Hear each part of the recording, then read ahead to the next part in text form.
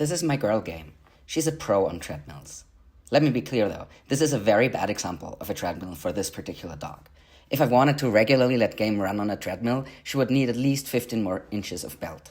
This is a small human treadmill. You could absolutely use it for a dog with shorter strides, but it's not a fit for my Mal. You can see that her front paws touch the front of this treadmill because if she didn't run this far forward, she wouldn't be able to fully extend her stride without sliding off with the back paw.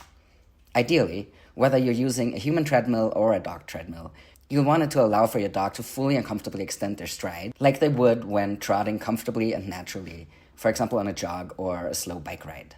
In any case, what this video does show is that Game trots rather than paces. This tells us that she's comfortable on treadmills. We want a trot, not a pace. The speed in this video is 8 kilometers per hour, which is about 4.9 miles per hour. For an adult Malinois in good physical shape, that's a nice pace that Game could easily hold for an hour or more. A fully trained treadmill dog will happily go onto the treadmill on cue. Once the dog is brave enough to go from the ground to a slowly moving belt, I will start a session with the belt stationary again. So if I was using equipment to support the dog, such as a harness, I'd put it on first, and then I'd cue the dog to go on to the stationary treadmill. I'd clip the harness to whatever safety or containment system I had rigged up before starting the mill.